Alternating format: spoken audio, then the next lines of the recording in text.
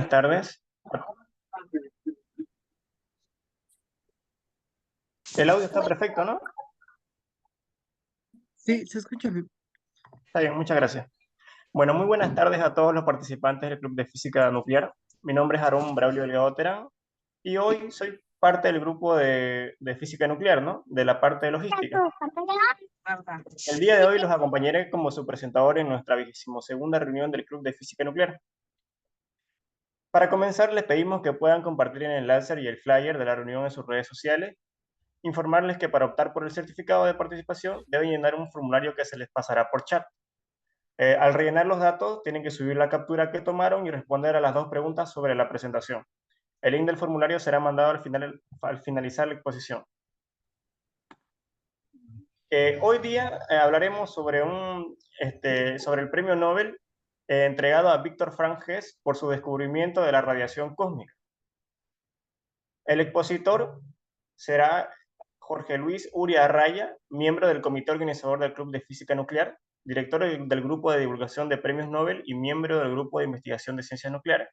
Es estudiante de la carrera de Física y egresado de la carrera de Psicología de la Universidad Mayor de San Andrés.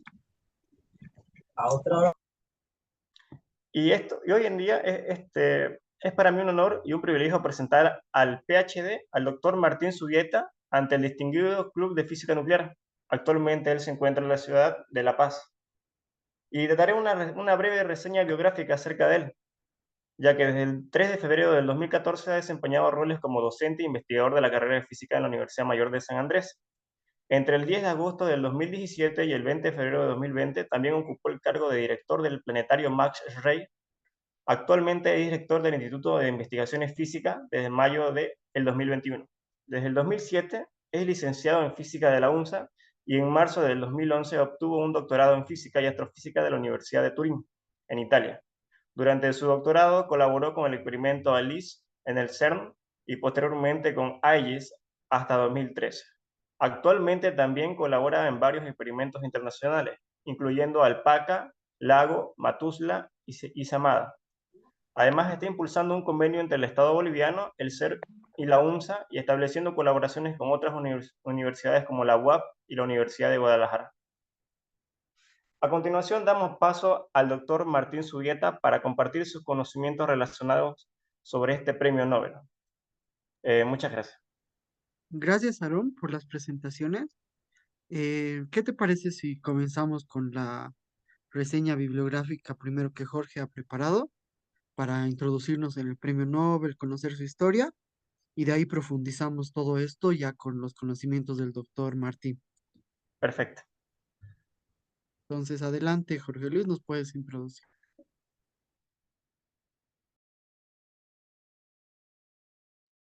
Muchas gracias. Muy buenas tardes a todos. Pues en esta ocasión me tocó exponer sobre Víctor Franques, que es Premio Nobel de Física de 1936. Eh, para comenzar, obviamente, él nació un 24 de junio de 1883 en el castillo de Wolstein, cerca de Villa, en Stegmack, en Austria. Eh, Su padre, quien fue Vincent Hess, era un silvicultor y un capataz al servicio del príncipe Ettingen Wallenstein, y su madre fue Serafín Elie von Rodward-Wallstein. Eh, toda su educación la recibió en Graz y Gymnasium en el periodo de 1893 a 1901. Fue un estudiante distinguido durante el bachillerato, para después estudiar en la Universidad de Graz en el periodo de 1901 a 1905, donde después de sus estudios realizó un doctorado bajo el auspicio del emperador en física durante el periodo de 1906 a 1910. Al estudiar en Graz, pues también obtuvo el título de doctor durante ese periodo. También trabajó como ayudante del Instituto de Radiología en Viena y realizó una tesis postdoctoral en el Segundo Instituto de Física de la Universidad de Viena. Eh,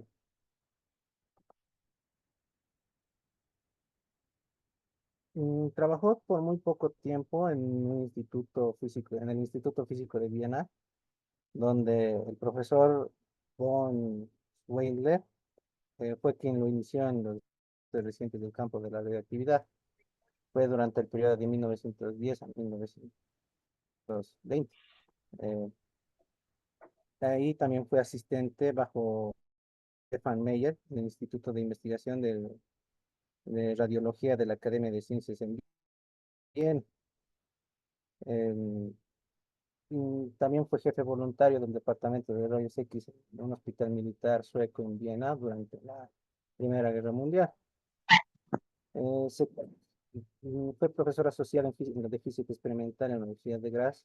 Esto fue después de algunos experimentos eh, que están muy relacionados con el descubrimiento de los rayos cósmicos. Se casó con Berta Breisek en 1921.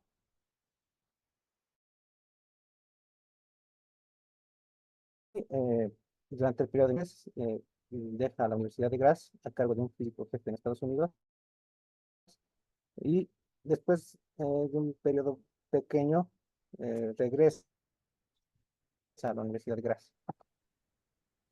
Durante el periodo de 1931 al 37 es profesor experimental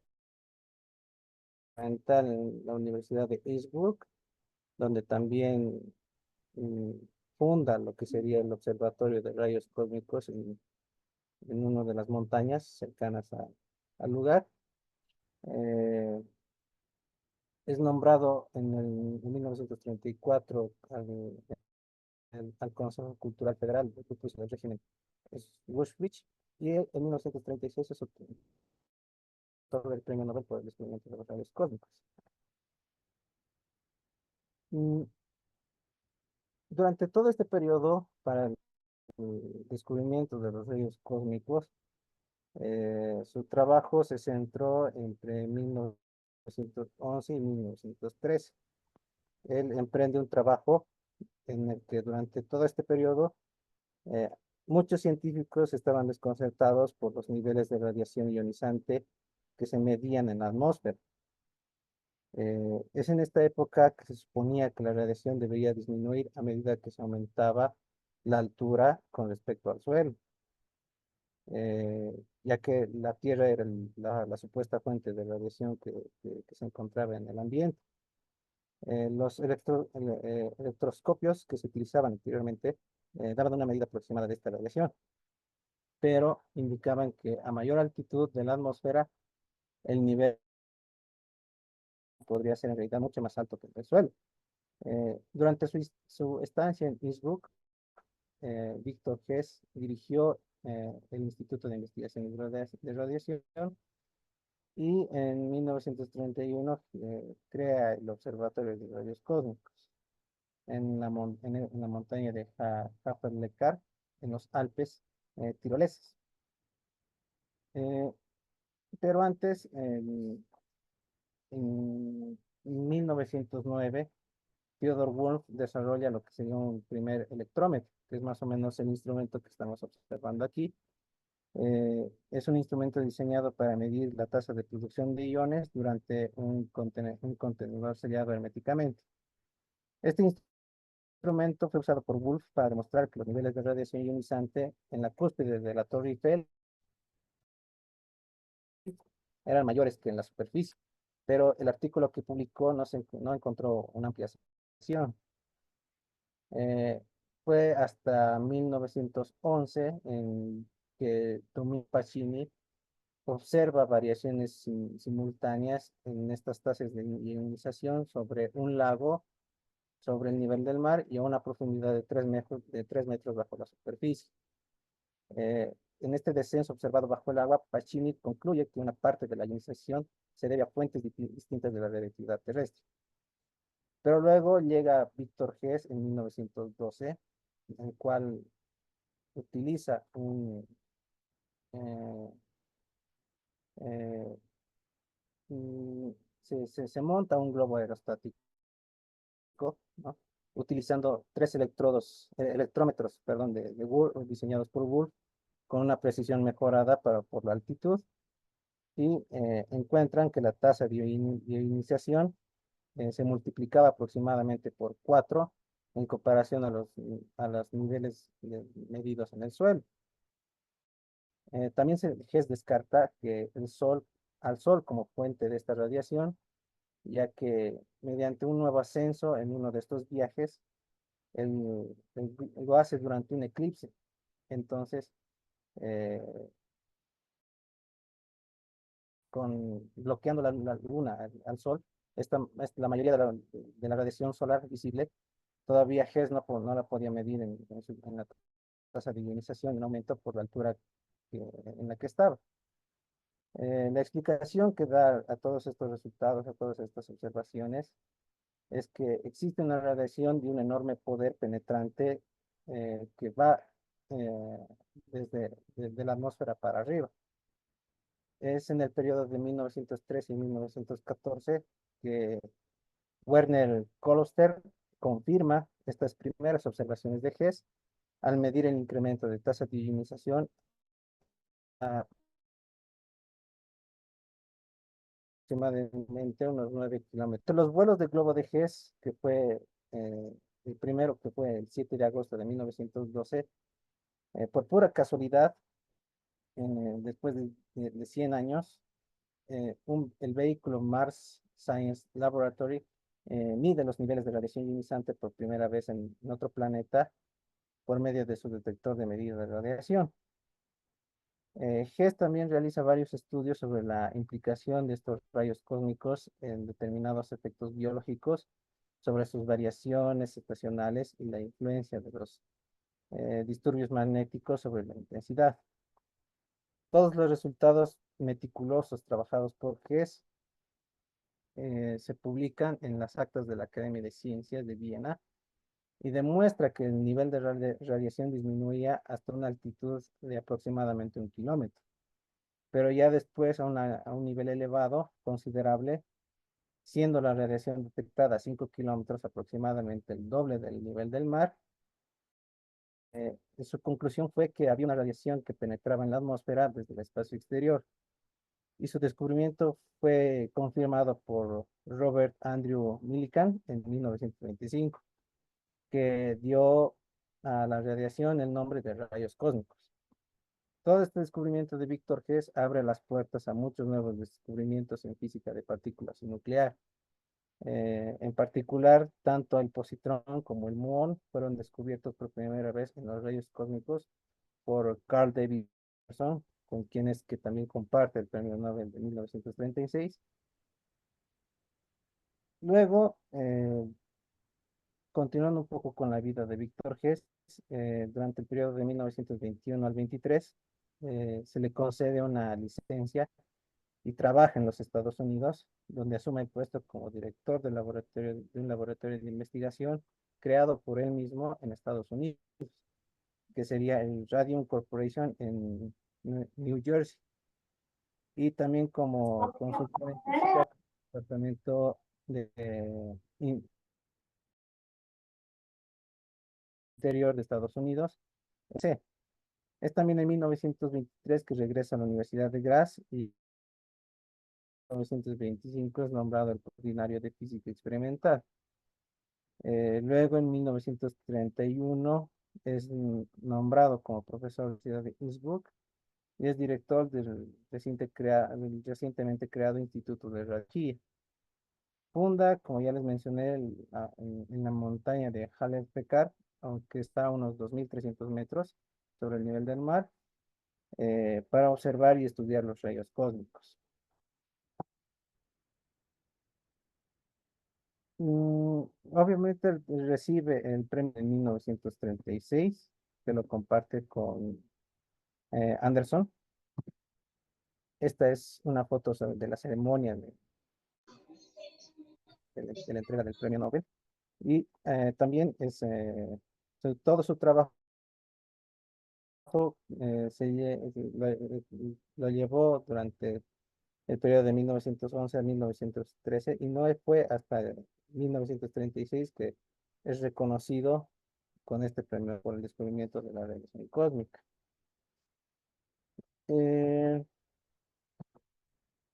Luego, ya el periodo post Premio Nobel de Hess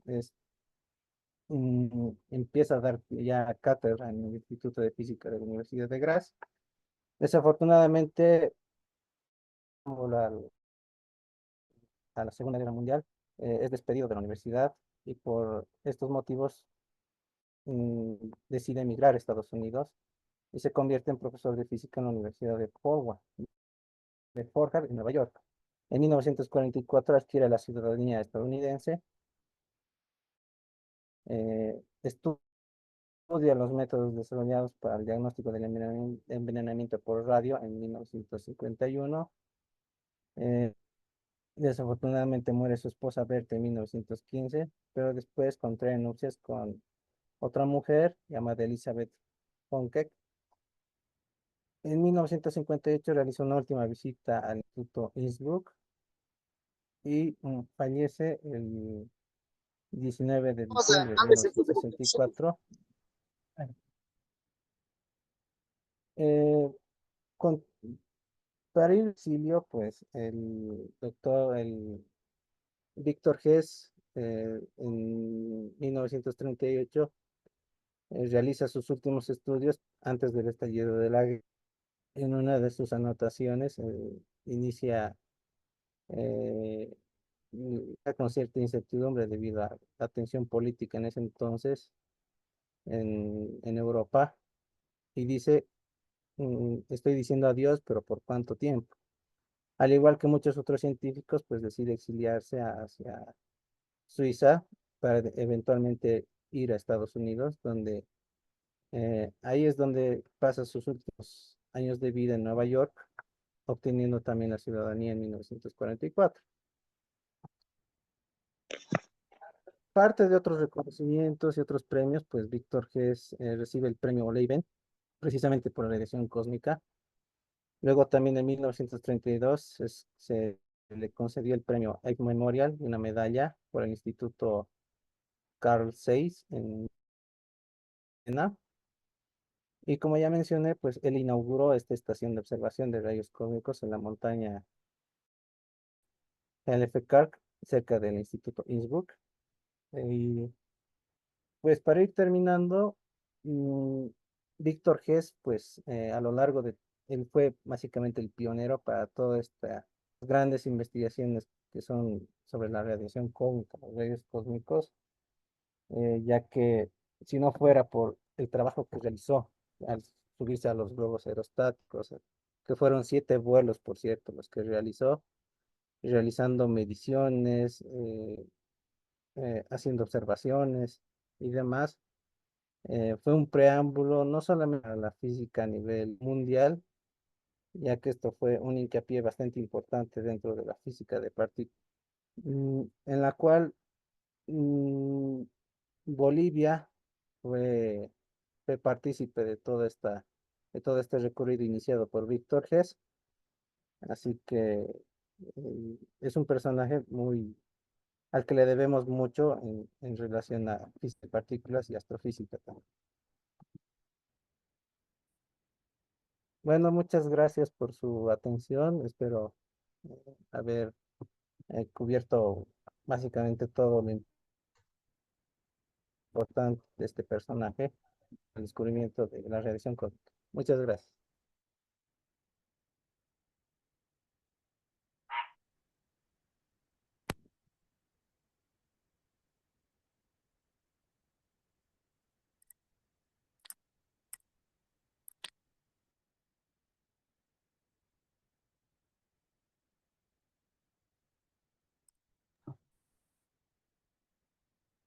Muchas gracias, Jorge Luis.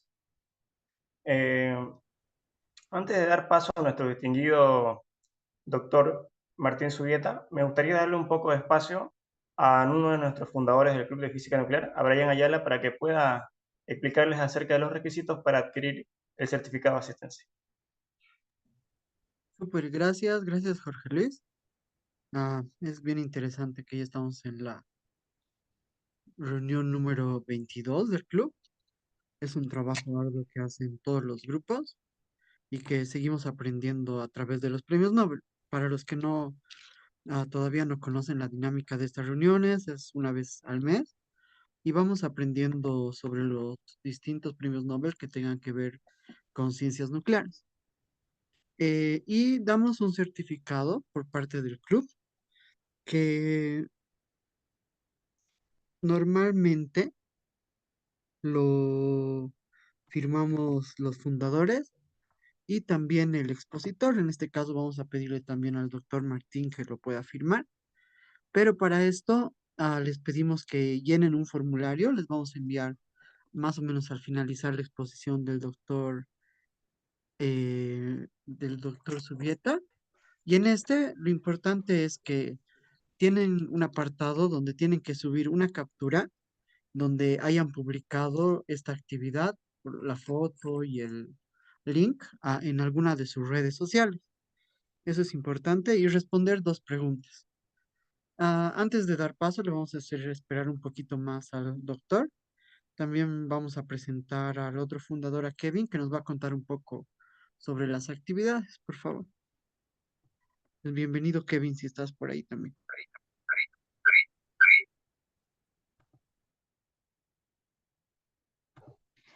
Hola, hola, buenas tardes. Gracias, Brian, por este paso. Quiero mostrar un poquito de las actividades que vamos a tener con el club. Y bueno, si me confirman, si se puede ver mi pantalla y si se me escucha, por favor. Sí, se puede ver y se te escucha bien. Sí, se lo Listo, muchas escucha. gracias.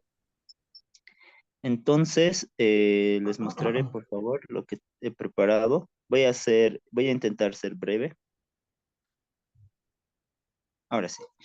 Bueno, dentro de las actividades del Club de Física Nuclear, uno que ya hemos estado comentando hace tiempo, estamos siendo parte del diplomado en Química Nuclear y Radioquímica de la primera versión.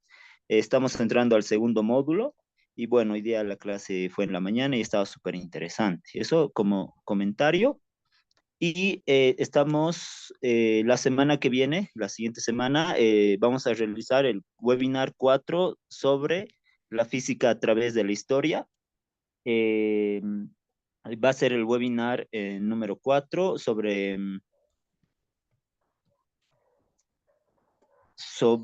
la física a través de la historia. Bueno, se va a realizar el miércoles 4 de mayo, eso no está actualizado, mil disculpas. Y también estamos realizando el tercer congreso del Club de Física Nuclear, que se va a realizar en julio y estamos gestionando para realizar una visita al IPEN, donde nos han invitado. Estamos organizando tanto el Club de Física Nuclear como el capítulo de Perú. Y bueno, estamos en distintas conversaciones con ellos.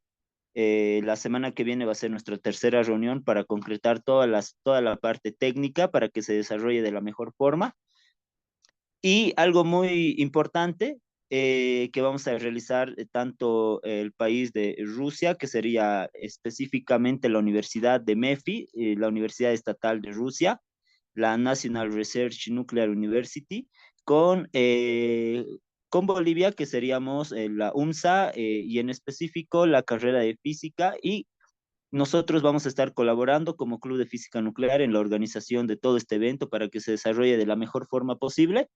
Este curso va a durar, se va a realizar un lunes y del siguiente mes. Eso igual les vamos a estar informando de las fechas. Si no me equivoco, va a comenzar la segunda semana, donde se van a dictar temas como materiales estructurales para reactores nucleares, cuáles son los materiales estructurales para reactores nucleares, el efecto de la radiación sobre metales y aleaciones, materiales estructurales para reactores de neutrinos térmicos. Esa va a ser la ponencia del primer docente de Maxim.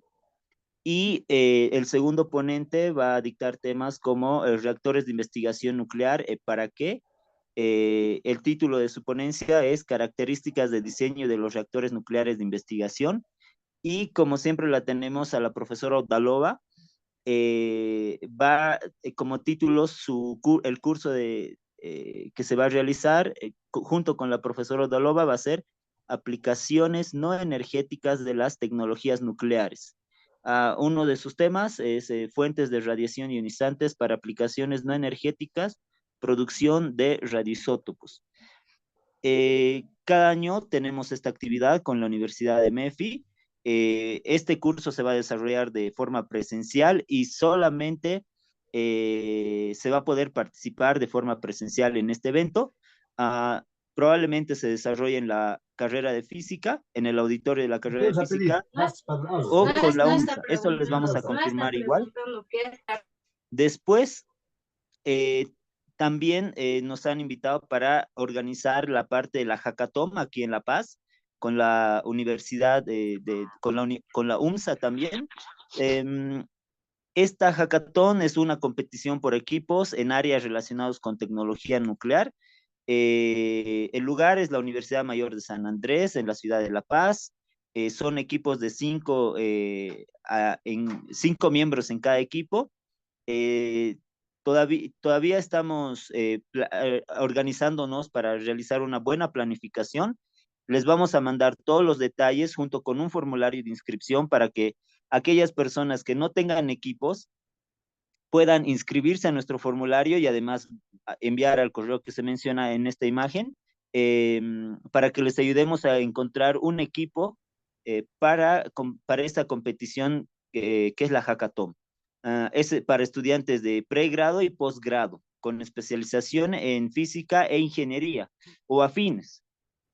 Algo importante es que al menos en uno de sus equipos debe haber una persona que sepa inglés, otra persona que sepa programación y los demás integrantes pueden saber en término medio, se puede decir, o una inglés básico, inglés intermedio, o programación básica, programación intermedia.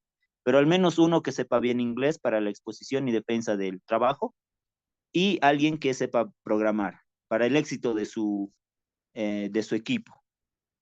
Bueno, eso quería mencionar con las actividades prontas dentro del Club de Física Nuclear. Bueno, muchas gracias. Muchas gracias, Kevin, por la explicación. Antes de dar paso al distinguido doctor Martín Sugueta, me gustaría eh, dar nuevamente una pequeña breve reseña biográfica acerca de él. Como había mencionado, el doctor Martín Subieta desde el 3 de febrero de 2014 ha desempeñado roles como docente e investigador de la carrera de física en la Universidad Mayor de San Andrés.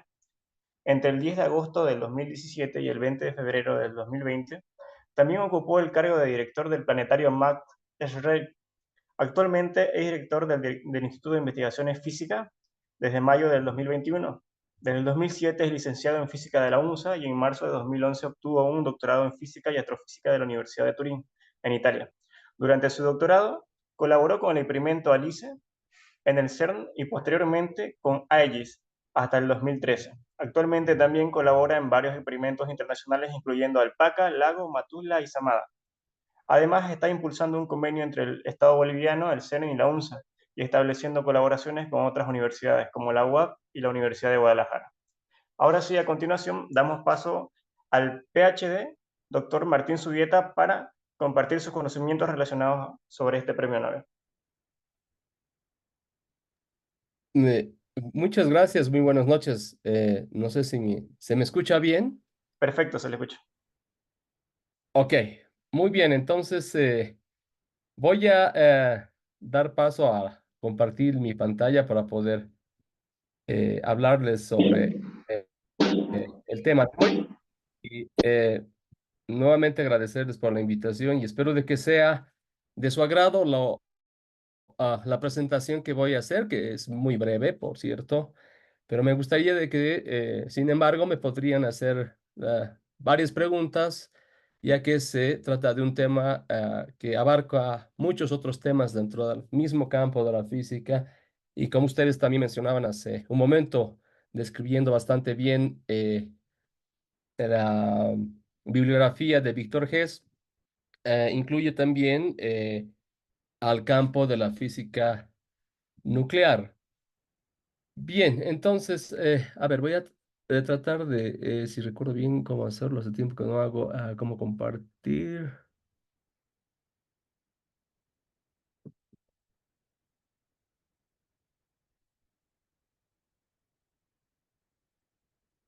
Ok, aquí está.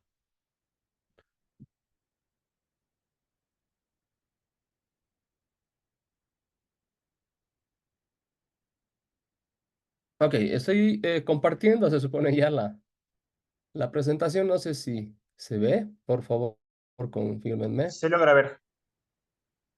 Ok, perfecto. Entonces voy a ponerlo en pantalla completa de manera de que creo que se vea más en detalle. Ok, bueno, entonces vamos a comenzar a hablar sobre qué son los rayos cósmicos.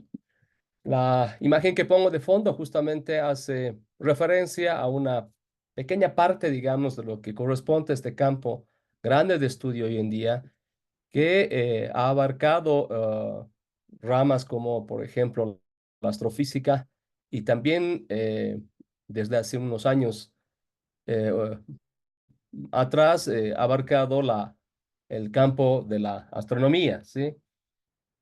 Justamente la imagen que ven en el slide es la vista de plano galáctico desde la Tierra y otros puntitos más que se ven alrededor de color medio naranja, amarillo yendo hacia el centro galáctico. Y lo curioso es de que Perdón que lo son... interrumpa, tal vez soy solo yo y me pueden confirmar, pero solo veo una pantalla negra. a ver, No sé, los demás, Aaron, ¿tú puedes ver? No se No, ve, también solo aparece y una desaparece pantalla Oh, negra también. nomás. ah, ya, sí, una pantalla negra nomás. qué raro, a ver, entonces... Ahora sí se logra ver. Ahora Sí, sí se logra ver Sí, sí, Sí, ahora sí ahora se sí se logra ver. logra ver. y se logra ver completo. no, No, no, no, no. Ah, entonces cuando comparto, o sea, cuando lo agrando, quiere decir que se ve negro solamente. A ver, vamos a ver de nuevo. Ahí. Se ve negro. Cuando está en modo presentación, creo que pasa eso. Bueno, eso nunca había ocurrido antes. Bueno, entonces vamos a tratar de. A ver, voy a dejar de compartir. O new share, tal vez acá. ¿Cómo dejo de compartir aquí? Stop sharing. A ver, share de nuevo.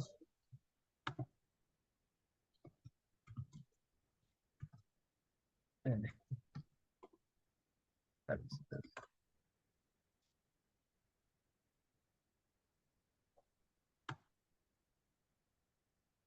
ok, a ver, de nuevo. ¿Se puede ver? se puede ¿Se ver, ve pero o no en pantalla completa. Y otra En vez pantalla negro completa saliendo. no. Y ahora negro de nuevo. no sé lo que pasará? Bueno, son los problemas que se tienen con el Zoom y esta aplicación. Pero bueno, a ver, entonces ahí se logra ver, ¿verdad? Sí, Ok, y se ve también el puntero. Sí, sí. Ok, bien. Entonces, como les iba diciendo, lo curioso de esta figura, que en realidad es un mapa de tanto el hemisferio norte como el hemisferio sur, viéndolo de izquierda hacia derecha, reconstruye todo el cielo que se observa desde la Tierra. Y lo curioso, como les decía hace un momento, es de que es reconstruido el mapa únicamente centrándose en la información de los rayos gamma que emiten las distintas fuentes que se observan desde ambos hemisferios. Naturalmente, ustedes pueden ver que mayor emisión de estos rayos gamma se encuentran a lo largo de todo el plano galáctico, ¿sí? Bueno, entonces, ¿a qué nos abre esta posibilidad de observar el universo en este contexto, específicamente hablando de los rayos gamma, nos abre al tema grande justamente que nos trae hoy en día a, a esta sala virtual, que es el tema de los rayos cósmicos, ¿sí? Pero bueno, antes de que continuemos con el tema, me gustaría explicar brevemente de qué es lo que exactamente nosotros entendemos por el universo observable. Cuando hablamos de un universo observable, justamente hablamos de la posibilidad de, como la gráfica anterior, de centrarse en una fuente de radiación que se emita del cosmos, del cielo, del cosmos, y se pueda detectar en la Tierra a manera de reconstruir todo lo que puede observarse. Cabe resaltar de que los rayos gamma no son visibles, sino son detectados por otros instrumentos que son capaces de reconstruirlos. Entonces, a eso es a lo que vamos cuando hacemos referencia a qué entendemos nosotros por universo observable o de qué maneras también podemos nosotros observar el universo.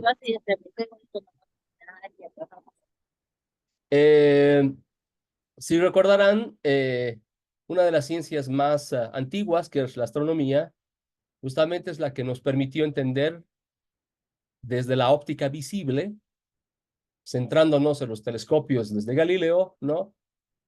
Todo lo que uno puede percibir como un observable del universo. Pero resulta, y esto se sabe del siglo pasado, desde que el universo nos envía un montón de información en, en, en el contexto de otras fuentes radioactivas que emite justamente el mismo, de manera que da más información sobre lo que se encuentra en el cosmos, ¿sí?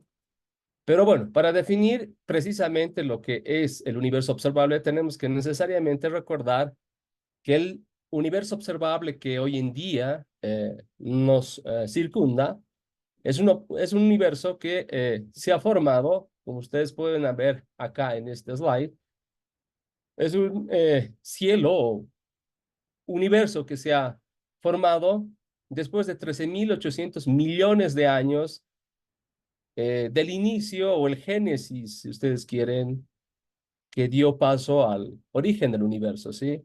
Que es justamente el Big Bang. El Big Bang es el modelo inflacionario que se tiene del universo hoy en día. Esto nos traslada a un campo muy grande en la física que se denomina como la cosmología. Y justamente la cosmología, interactuando con las otras ramas, hoy en día se ha logrado entender bien cómo ha ido evolucionando este modelo inflacionario del universo hasta nuestros días, ¿sí? Con la increíble precisión en la cual ustedes pueden apreciar que en cada etapa de la evolución del universo se llegan a estimar tiempos en los cuales se tiene una evolución del mismo, pero una evolución del mismo ¿en qué contexto? Se tiene una evolución, eh, perdón, alguien tiene el micrófono encendido, hay mucho ruido, ok. Como decía hace un momento, ¿no? Es una evolución del universo en términos de lo que está constituido el mismo, ¿sí?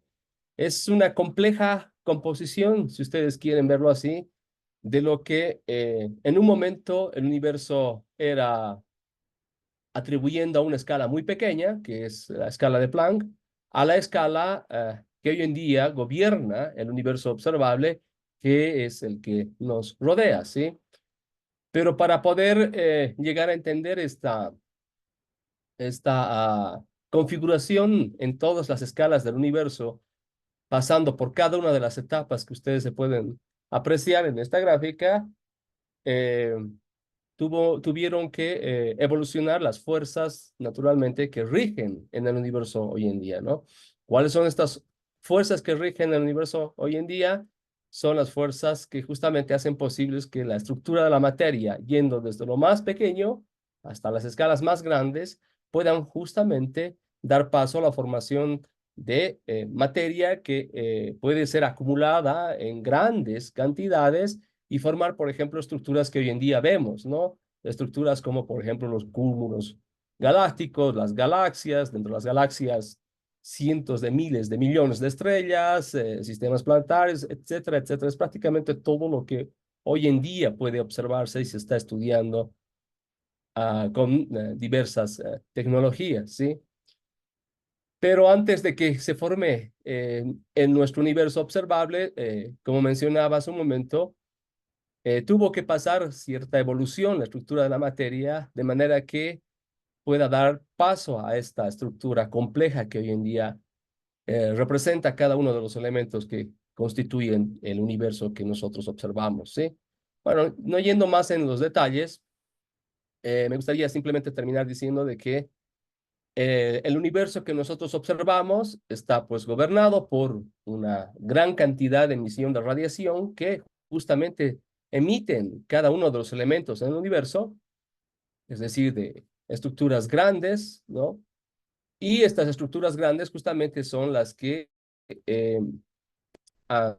aceleran, de cierto modo, partículas que también son parte de la compleja interacción entre muchos de estos objetos celestes que en una dinámica de crear nueva materia, ¿no? Por ejemplo, en las evoluciones estelares, o simplemente esta materia interactuar con estructuras que, por ejemplo, están culminando una fase, eh, por ejemplo, en lo que es la evolución de las estrellas y convertirse, por ejemplo, en supernovas y remanentes de supernovas. Todas estas estructuras justamente son las que hoy en día son potencialmente, en realidad están siendo objeto de estudio, pero son los que potencialmente pueden acelerar la estructura de la materia, hablando nuevamente de las pequeñas escalas, es decir, las escalas de las partículas, y estas partículas justamente ser las que puedan ser mensajeras de las características que tienen cada uno de estos elementos del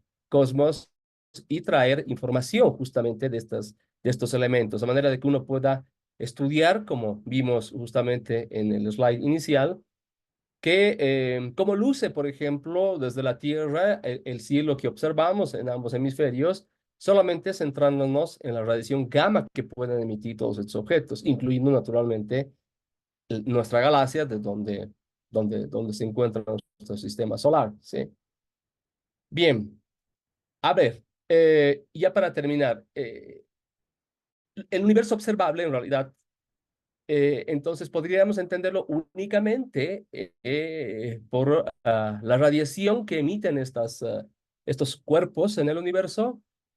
Bueno, en parte sí podríamos responderlo, pero también nuevamente apoyándonos en la tecnología de los grandes telescopios, que se centran en las características del espectro visible de cada uno de los objetos, nos ha llevado a entender también, por ejemplo, la interacción de los campos gravitacionales intensos que se forman en, por ejemplo, estructuras tan grandes como los cúmulos de galaxias o las galaxias, y entender al final de que no toda la radiación visible e incluso invisible que emiten las galaxias, por ejemplo, son atribuibles a toda la información que éstas tienen, revelando las características de la misma.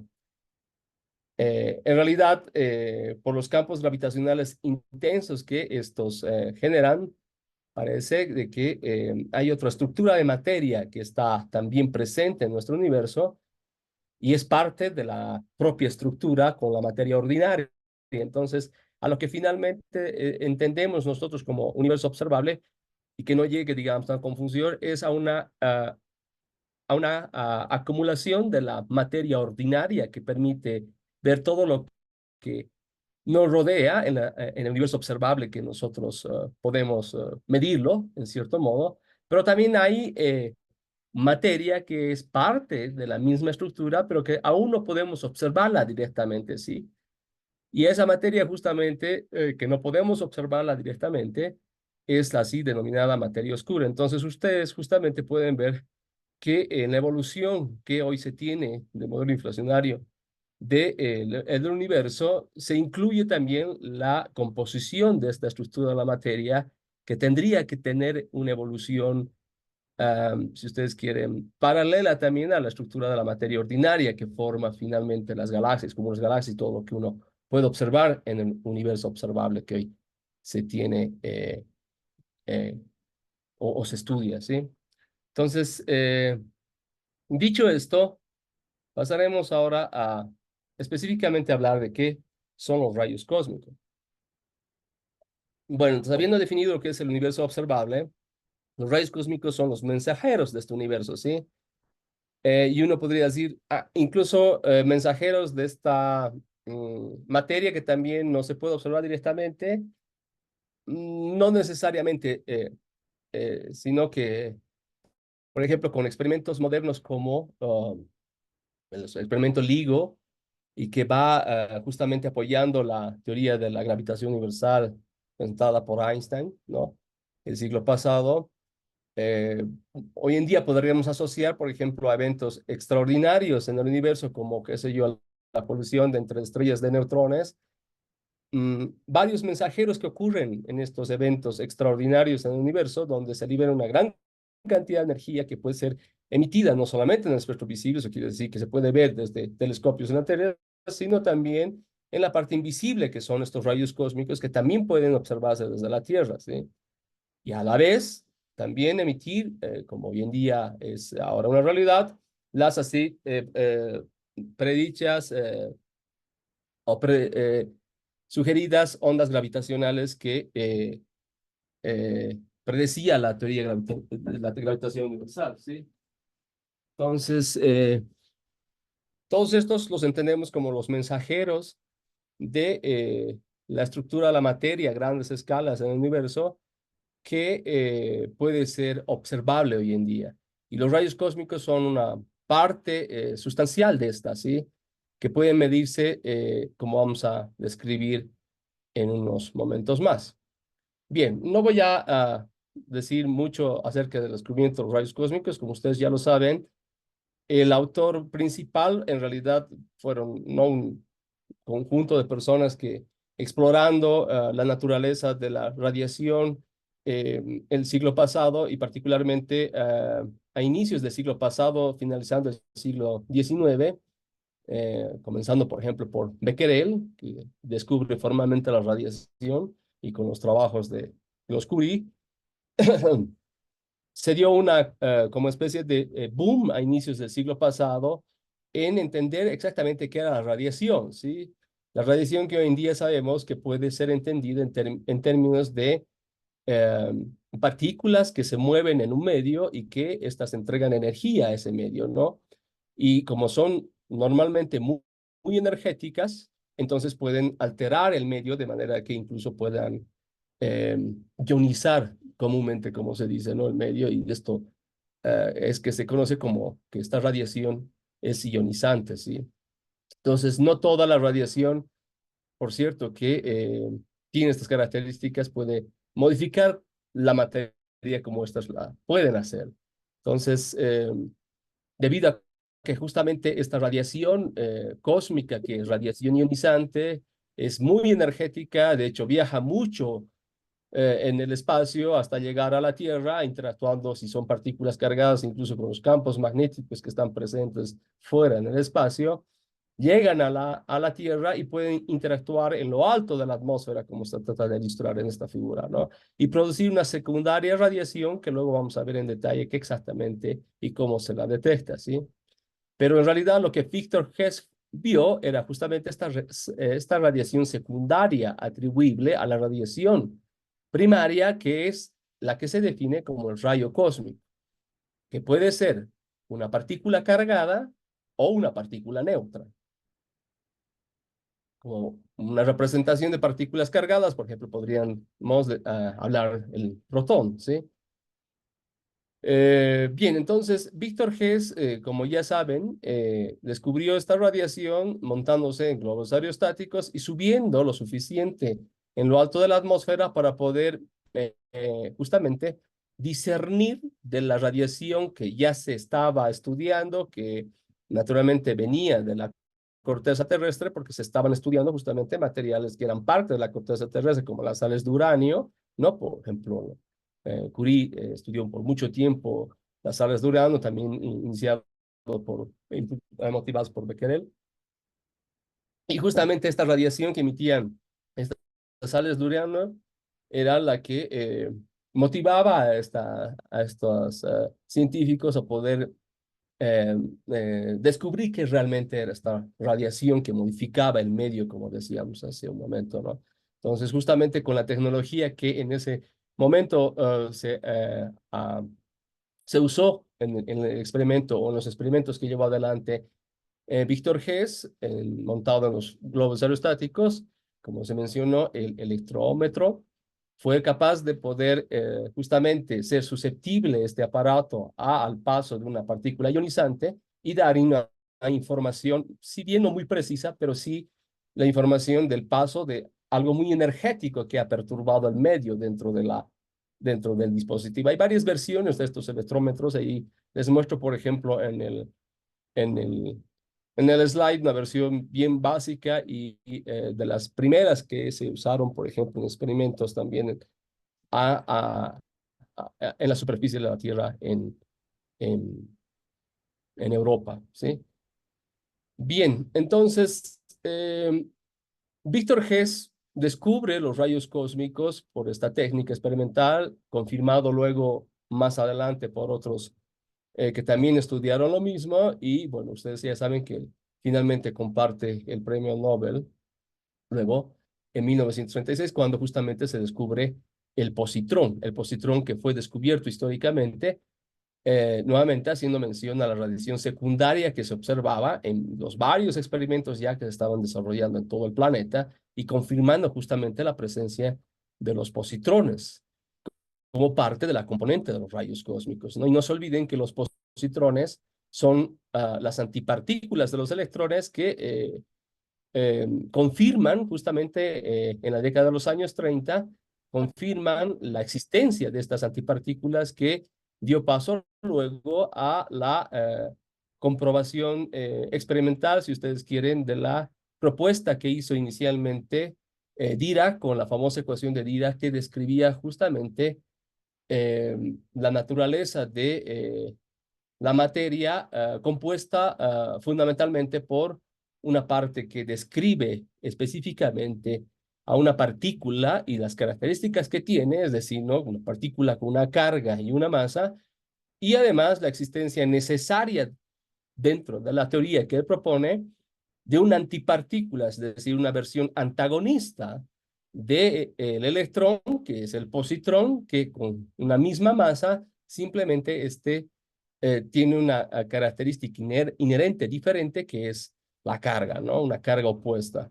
Entonces, esto justamente abre las puertas para que finalmente se entienda esta versión antagonista de la estructura de la materia que inicialmente propone Fermi y que se extiende a todas las partículas que se observa hoy en día en experimentos también en aceleradores.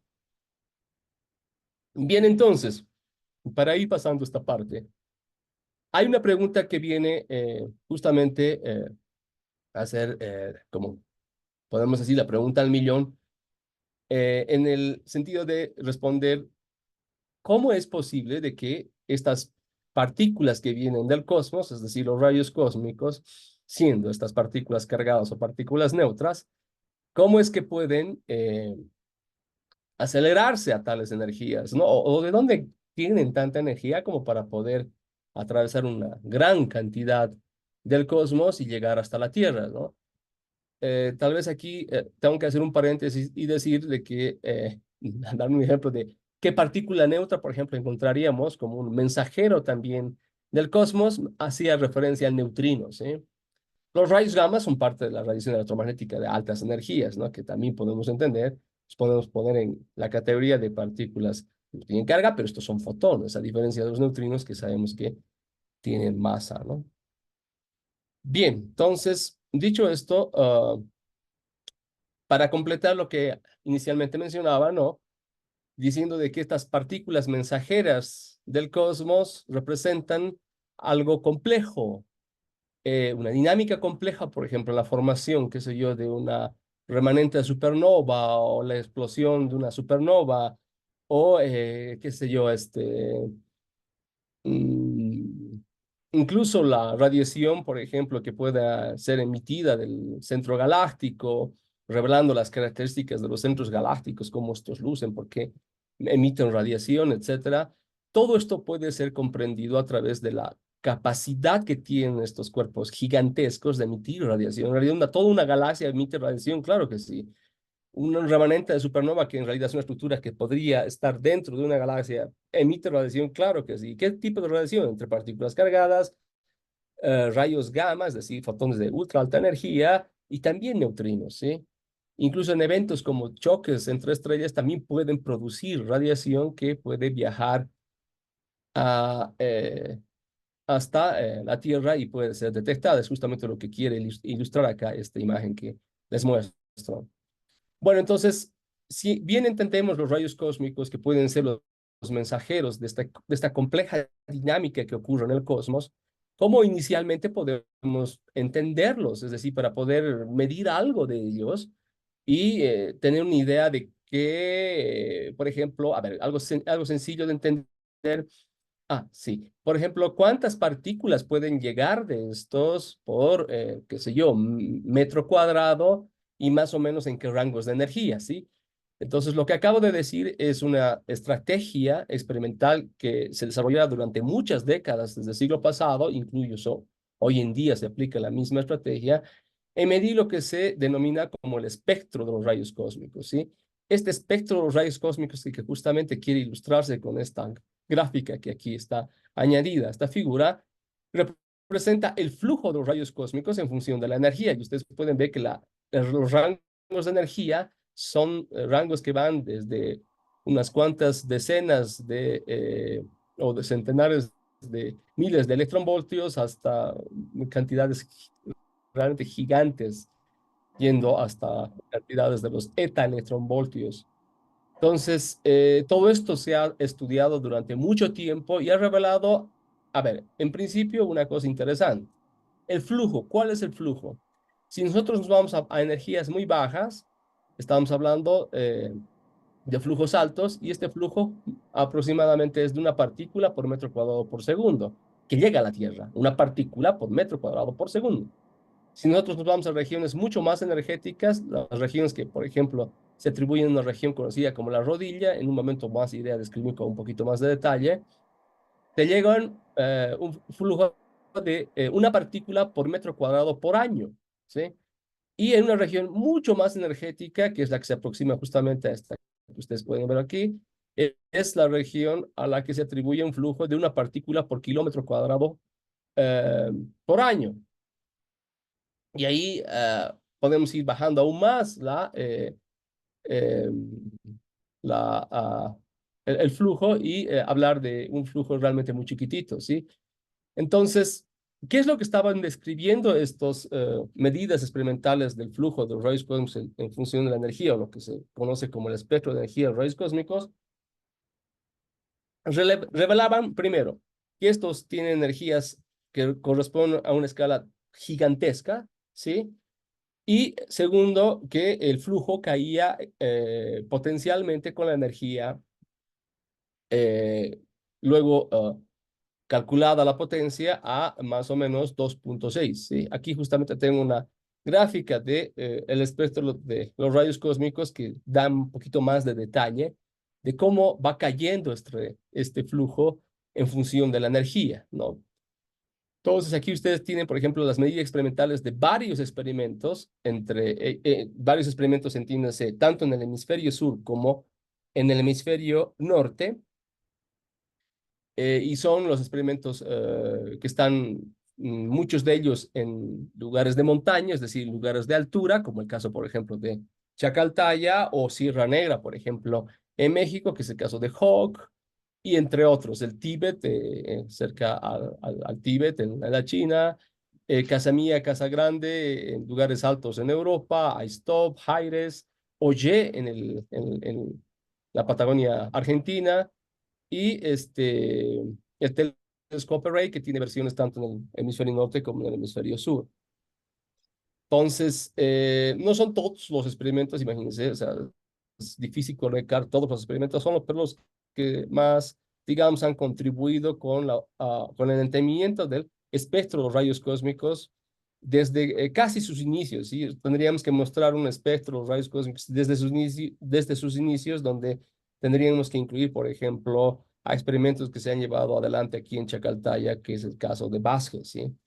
Pero bueno, entonces, es difícil resumir a todos en una sola gráfica, pero nos da, nuevamente hablando del mensaje principal que nos da esta gráfica, nos da bastante información. Como habíamos mencionado ya, ¿no? Es decir, el espectro cae con una potencia, ¿no? De aproximadamente 2.6 y revela regiones en la misma estructura que se las han denominado de forma natural asociadas a una pierna, ¿sí? Justamente si esto asumimos, hay que tener mucha imaginación para que esto pueda asumirse a una pierna, pero bueno, es lo que se ha decidido. Y esto es lo que justamente hace referencia, digamos, ¿no? Aquí está la pierna, ese es el muslo, aquí viene la rodilla, aquí seguimos con la pierna, que en realidad algo que no tiene mucho que ver con una pierna, pero bueno, se define una segunda estructura, que esto es reciente nomás, que es la segunda rodilla, y luego el tobillo.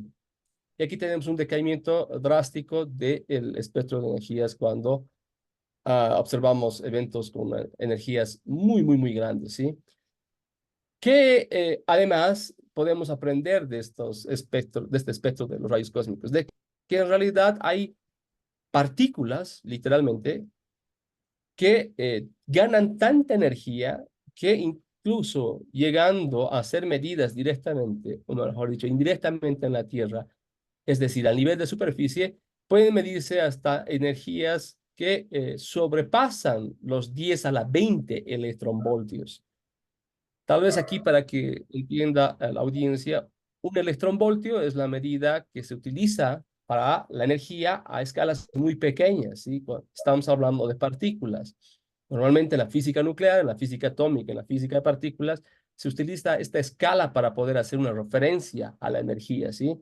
¿Y a qué energía exactamente se atribuye este electronvoltio? Bueno, el nombre viene justamente a la energía de un electrón acelerado en una diferencia de potencial de 1 voltio, por eso se multiplica por 1 voltio, y ese es el equivalente en energía, por ejemplo, que podríamos transformarlo a joules. Bastaría con acordarse de la carga del electrón, ¿no? Multiplicado por 1 voltio, y eso sería el equivalente en joules a la energía de un electronvoltio, que más o menos es la carga del electrón. 1.6 por 10 a la menos 19 joules aproximadamente, ¿no? Perdón. Entonces, es una energía pequeña, sí, pero es una energía pequeña atribuible a una partícula, ¿sí? Entonces, esto abre el campo en la física moderna que se conoce como el campo de la física de altas energías. Y bueno, si hablamos de la física de altas energías, podemos hablar de rayos cósmicos y un montón de cosas, es un campo gigantesco, ¿sí? Es más, como los rayos cósmicos se conectan con temas de la astrofísica o incluso la misma cosmología, entonces se habla de la astrofísica de altas energías o la astronomía de altas energías, ¿sí? Hoy en día.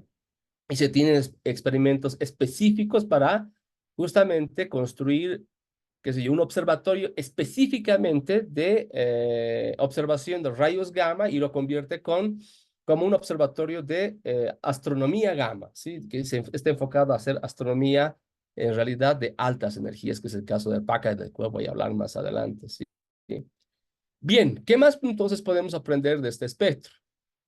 Podemos decir de que toda la contribución de todos estos años explorando el espectro, entonces finalmente, y creo que lo he dicho ya, esta extensión de la energía que corresponde al espectro de rayos cósmicos es gigante. De hecho, incluso el LHC llega a energías un poquito más por encima de la rodilla, a hacer energías reproducibles en laboratorio, pero no llega más allá, ¿eh? Entonces, es decir, que por ejemplo, para explorar energías de la rodilla, ¿podríamos nosotros llevarlo al laboratorio y estudiar la estructura de la materia en este extremo, en esta extrema escala de energía? La respuesta es que es no, que es no. O sea, es decir, no podemos reproducir lo que ocurre normalmente en la naturaleza o en el cosmos todavía en la Tierra, ¿sí? Y no podemos estudiar la estructura de la materia exactamente y cómo las fuerzas se comportan a esa escala de energía aún en laboratorio. Entonces, esto abre justamente un paso interesante a la exploración del cosmos ultraenergético, así se lo llama, que es justamente enfocado a estudiar lo que pasa en esta región de energía de los rayos cósmicos. Y para terminar, entonces, como habíamos dicho inicialmente, si tenemos un mayor flujo para energías bajas, ¿no? Que sería, digamos, esta región de acá, entonces, ¿quién sería el primer emisor de rayos cósmicos de un objeto que está fuera de la Tierra? El Sol, ¿sí? Entonces el Sol es el primer emisor de rayos cósmicos y todo lo que el Sol emite en términos de partículas cargadas, estamos diciendo, entonces en términos de protones de altas energías y esto asociado a los ciclos solares, etcétera. Todo esto abre a un campo muy grande que es la física solar, puede ser estudiada a través de los rayos cósmicos, ¿sí? Entonces, Si llegamos hasta las regiones de la energía, estamos hablando de fuentes que incluso están dentro de nuestra galaxia, ¿sí? Si nos vamos a energías que están por encima de la rodilla, o incluso más allá, estamos hablando de escalas naturalmente mucho más grandes, de las cuales estos rayos cósmicos vienen de fuentes extragalácticas, ¿sí? Entonces podemos también asociar una escala, si ustedes quieren, al cosmos desde el estudio del espectro de los rayos cósmicos.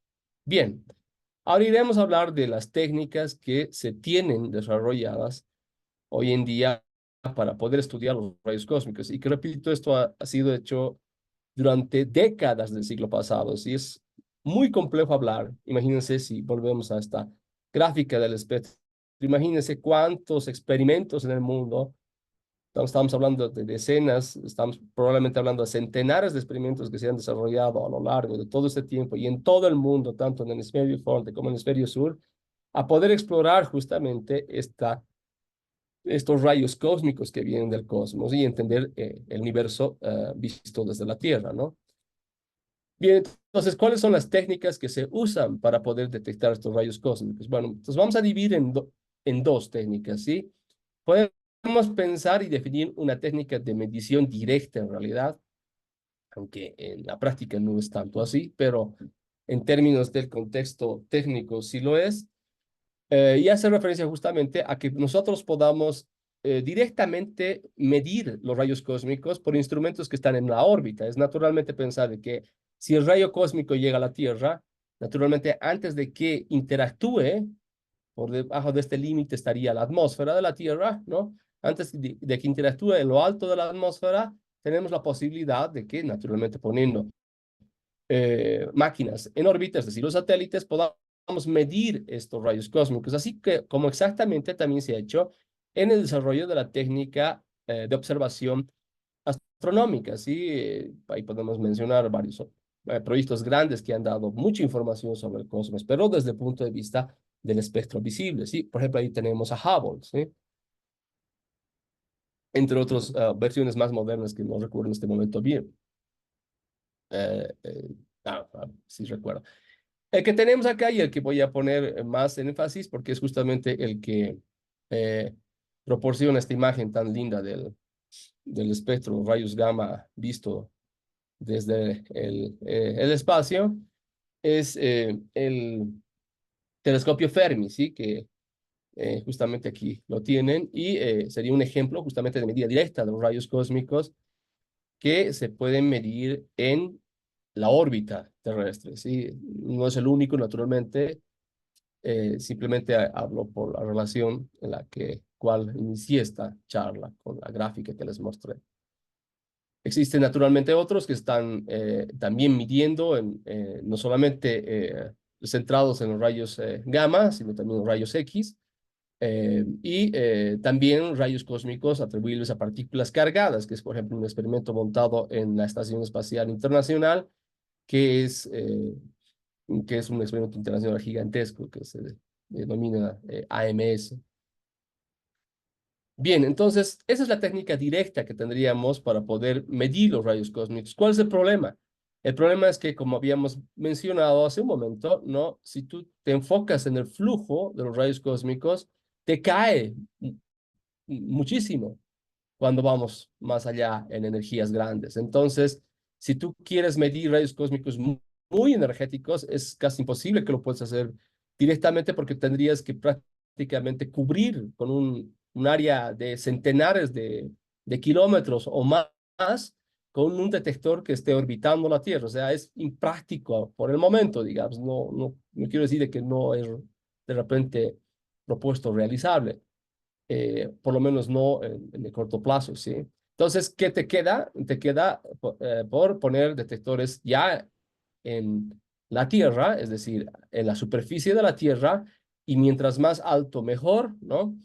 Y poder observar indirectamente estos rayos cósmicos. ¿Por qué indirectamente? Porque en realidad no estás midiendo el rayo cósmico primario como tal, porque este interactúa en lo alto de la atmósfera y este crea, como habíamos mencionado también hace un momento, una radiación secundaria que es traducida en esta como lluvia de partículas. De hecho, se denomina un air shower, es una lluvia de partículas en el aire que genera una segunda radiación, si ustedes quieren, ionizante por la interacción que ocurre en lo alto de la atmósfera con un rayo cósmico. Supongamos que es un protón de alta energía, que sería de unos cuantos teraelectronvolts, perdón, y interactúa en lo alto de la atmósfera. Eso, bueno, ese protón es candidato a interactuar o a hacer una reacción nuclear de muy alta energía, es decir, una reacción de colisión directa con un núcleo de la atmósfera de la Tierra, supongamos el nitrógeno, y prácticamente ambos núcleos se fragmentan y producen un montón de radiación producto por este choque violento entre las dos partículas. Si se dan cuenta, lo que acabo de decir es lo que justamente se reproduce en los aceleradores de partículas hoy en día, ¿sí? Bien, entonces, esto ocurre de una forma natural, todo el tiempo nos bombardean partículas de fuera del cosmos e interactúan en lo alto de la atmósfera produciendo una radiación secundaria. Entonces, las técnicas indirectas se basan en medir esta radiación secundaria, pero en estaciones u observatorios localizados en la superficie de la Tierra. Mientras más alto, mejor, dependiendo del propósito que tenga, ¿sí? Como históricamente habíamos observado también en lugares siempre más o menos de montaña, ¿sí? Sobre el nivel del mar a 1 kilómetro, 1,5 kilómetros, o como es el caso, por ejemplo, de algunos experimentos más altos en el mundo, que es el caso de Chacaltay, el más alto, ¿no? Por la historia, que sabemos que se encuentra por encima de los 5.000 metros. Ni siquiera los del Tíbet se encuentran a esa altura, ¿sí? Los del Tíbet más o menos se encuentran unos 4.000, 4.300 metros sobre el nivel del mar. Entonces aquí justamente se quiere ilustrar el arreglo de detectores que se utilizan en gran altura y en realidad es un arreglo grande porque se imaginarán de que este chubasco de partículas que aquí se quiere ilustrar con la imagen se extiende por centenares de kilómetros en la superficie. Entonces tienes que extender este arreglo de detectores que puedan ser sensibles a la observación de estas partículas que se producen en la interacción del rayo cósmico primario con un núcleo de la atmósfera de la Tierra, ¿sí? Entonces, ¿qué tipo de radiación se produce secundaria en esta reacción del rayo cósmico primario con la atmósfera? Podemos resumirla en tres componentes, así básicamente, ¿sí? En una componente hadrónica o de mayor masa, donde estaríamos, por ejemplo, incluyendo los protones, neutrones secundarios, no el protón primario, ¿no? Que se pueden producir en la reacción, se pueden producir también partículas exóticas, se pueden producir, incluso se pueden liberar los mismos piones que son mediados de la fuerza nuclear, los caones, los rojos, etcétera. Se pueden producir toda prácticamente la familia de partículas que se observan en los aceleradores hoy en día como producto de la interacción muy violenta que hubo entre la partícula primaria y el núcleo de la atmósfera, ¿sí? Esa es la primera componente. La segunda componente, y de hecho la más grande, es la componente electromagnética. La componente electromagnética son los electrones, los positrones y fundamentalmente los rayos gamma que se producen. Sí, se producen rayos gamma secundarios por esa interacción y eso también puede ser medido en la superficie de la Tierra, ¿sí? Y finalmente los muones, que es una componente más penetrante conjuntamente la de los neutrinos, que son productos de los decaimientos que ocurren a lo largo de todo el desarrollo del chubasco, ¿sí?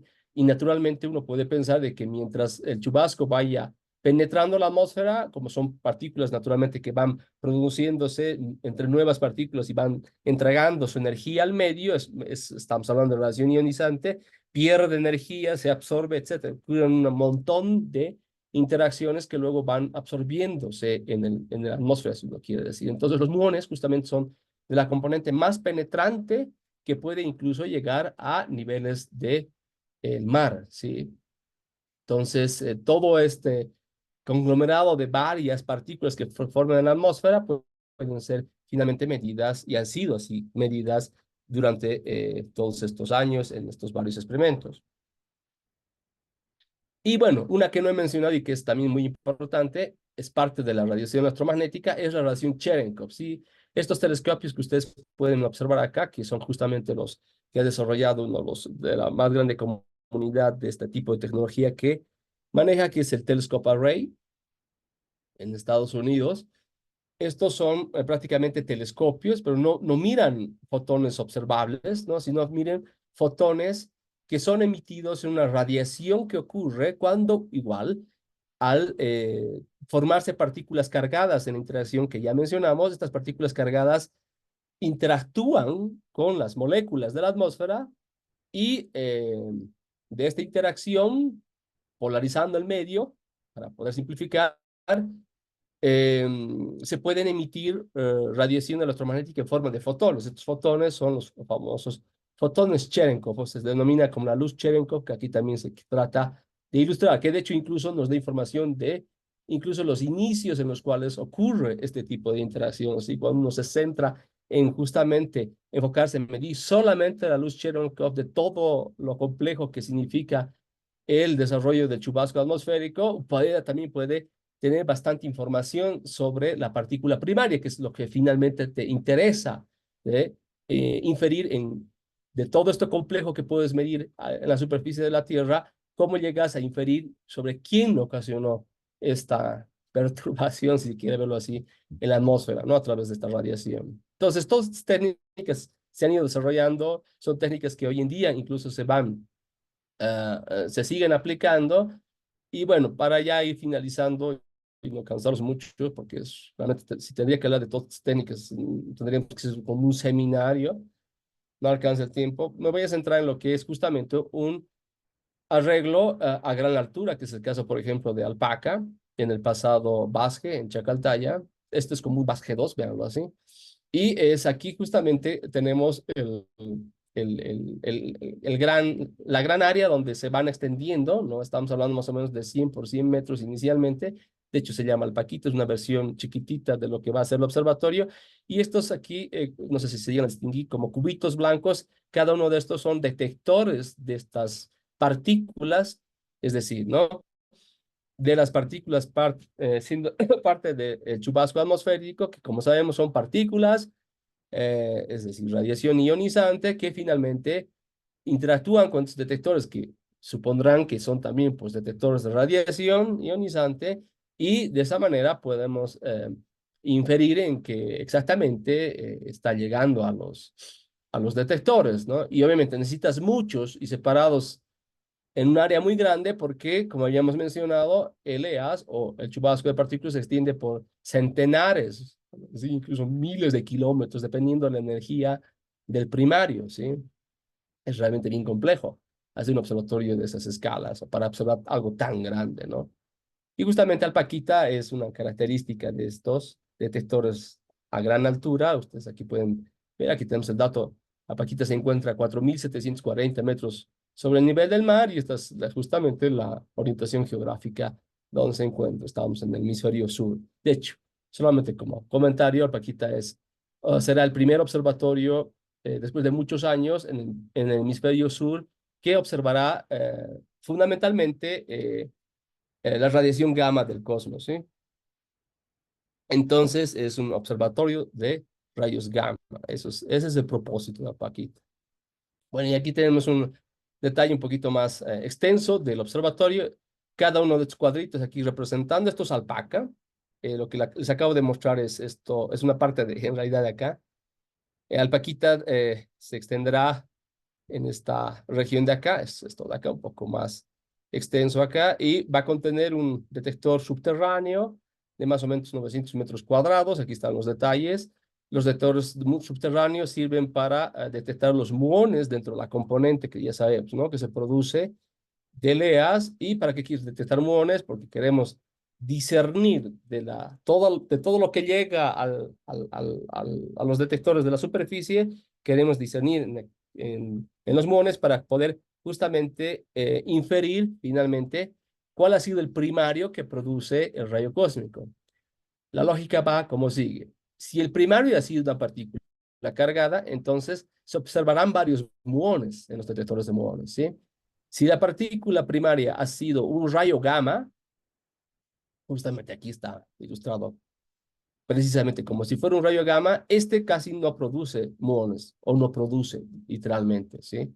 Produce muy pocos, de hecho, de que es improbable que en un área tan grande se pueda siquiera ver uno de ellos. Entonces, sí, se concluye con que no se observa, sin embargo, tienes el chubasco, que fundamentalmente es radiación electromagnética, ¿sí? No tienes muones, y finalmente dices, ah, bueno, entonces ha sido un rayo gamma, entonces me centro en que ha sido un rayo gamma, finalmente miro de dónde ha venido, y aquí es justamente su conexión con un observatorio astronómico, porque ustedes saben que la definición de la astronomía significa observar puntualmente en el cielo y ser capaz de en el cielo decir de dónde viene la radiación que se observa. Eso es lo que define una observación astronómica, ¿no? Y es justamente lo que define a este observatorio como un observatorio astronómico y nos lleva a la astronomía de altas energías, ¿sí? Bueno, y ya para terminar, aquí ustedes pueden ver las características de cada uno de los detectores. Es de 1 metro cuadrado, más o menos cada uno, más o menos 70 centímetros de alto. Tienen los detectores que están aquí montados hacia abajo. Estos son los dos fotomultiplicadores que están montados en cada uno de estos. En la parte de encima es una suerte de una campana invertida. En la parte de encima se tiene aquí en celeste el centellador, que es un centellador plástico, vamos a decir, estándar, que es el que se utiliza como medio sensible a la radiación ionizante, ¿sí? Incluyendo los gamas, ¿sí? ¿Por qué? Porque como ustedes ven aquí en la foto, encima se coloca plomo de 5 milímetros de espesor para que cada uno de los detectores pueda ser sensible incluso a los rayos gamma, ¿sí? Entonces medimos rayos gamma, medimos claro, la componente, o sea, electromagnética, o sea, medimos toda la componente electromagnética, rayos gamma, positrones, electrones, no podemos distinguir entre ellos, pero bueno, los medimos, y también los muones, sumando los otros detectores que había mencionado hace un momento. Entonces, en la versión final de Alpaca, imaginen ustedes, va siendo cada vez más grandes, serán 4 finalmente piscinas gigantes que se van a instalar bajo tierra, y los detectores se van a extender sobre un área de 82.800 metros cuadrados, y se van a instalar 304 detectores. Más, más o menos, sí. Tenemos instalados 97 y vamos a instalar 304 más. Bien, con esto concluyo y espero que haya sido eh, bastante ilustrativa la presentación, porque en realidad es un tema un poco complicado y bueno, muchas gracias por su atención. Muchas gracias a usted, doctor Martín Subieta, por su presentación. Agradecerle en nombre de todos los miembros del Club de Física Nuclear, y empezaremos a abrir paso a la sección de preguntas, donde todos los presentes pueden realizar sus preguntas, ¿no? Claro que sí, muchas gracias y espero que haya bastantes. A ver, veremos. Está bien, gracias. Cualquier pregunta que tengan la pueden poner en el chat. Sí, Sara Arduz está levantando la mano. ¿Ustedes lo leen o tengo que leerlo yo? Nosotros lo leemos, no se Ah, preocupe. ok. Perdón, doctor. Sara, tenías una consulta, puedes encender tu micrófono y realizar la pregunta. Ok. Creo que ya lo explicó, pero no entendí muy bien cómo sabemos que la generación de muones es distinta para los rayos gamma y para los rayos cósmicos. ¿Cómo sabemos que existe esa relación de mayor y menor producción en base a rayos cósmicos y rayos gamma? Ok, muy bien, muy interesante tu pregunta, Sara. Tiene que ver mucho con lo que hoy en día sabemos acerca de las interacciones a escalas de energía muy grandes, o sea, en otras palabras, en colisiones de partículas. Y esto se ha estudiado muy en detalle en los aceleradores de partículas. Si tú todo este escenario lo llevas a un acelerador de partículas, si tú empiezas a bombardear un objetivo con rayos gamma de muy alta energía o partículas cargadas, pongámoslo, un protón, ambos generan un fenómeno diferente en la colisión de estos con un núcleo objetivo, ¿sí? Un rayo gamma puede ser capaz, incluyendo este que tenga muy alta energía, puede ser capaz de producir reacción, una suerte de una reacción nuclear, digámoslo así, donde incluso puede inducirse, ¿no?, a una fragmentación y de toda esta energía, digamos, liberada de la colisión o de la interacción entre el rayo gamma con el núcleo, con el rayo gamma de alta energía y el núcleo, puede darse la producción de partículas, ¿sí? Que es lo que se ve finalmente en el chubasco.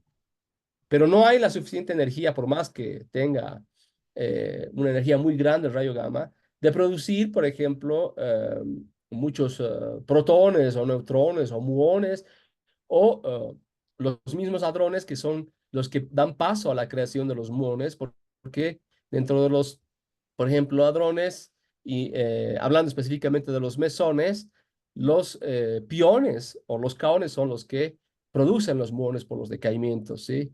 Los muones, en otras palabras, vienen del decaimiento de mesones y caones que son producidos, pero en interacciones cuando en las mismas escalas energéticas, por ejemplo, son producidas o inducidas por una partícula cargada. O sea, una partícula, en realidad, no solamente cargada, sino que también juega un rol muy importante la masa que puedan tener, ¿sí? Porque al momento de interactuar con el núcleo en la atmósfera, el hecho de que la partícula tenga carga y tenga una masa, además, provoca una otra reacción que permite que pueda, por ejemplo, formarse partículas como los mesones. Al ser un rayo gamma, o sea, es un fotón de alta energía, es natural de que esto no ocurra, ¿sí? Si bien llega a alterar, si tú quieres, la misma estructura nuclear del átomo de la atmósfera e incluso llegando a que se produzca, por ejemplo, partículas de este tipo de interacción. Bueno, no sé si es una pregunta que mucho va en detalles de cómo se dan estas interacciones entre partículas, ¿sí?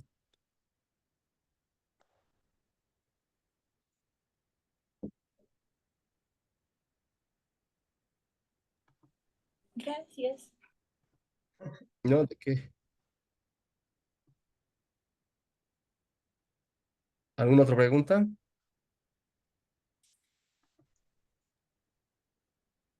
Paola, adelante, estás levantando la mano. Muchas gracias. Bueno, muchas gracias, doctor, por la explicación. Yo tengo dos preguntas. Mi primera pregunta, bueno, sí, sería si nos podría explicar un poco más acerca del mapa de la radiación gamma, o sea, qué significa cada color y todo eso. Y mi segunda pregunta es, bueno, una vez escuché que cuando se detectan partículas, bueno, que las partículas cargadas sufren como una desviación en medio de su trayectoria. Y mi pregunta es, ¿cómo logran descubrir de dónde viene eso? A ver. Gracias, Paola. La primera, ¿te refieres a esta? La radiación gamma, me dijiste.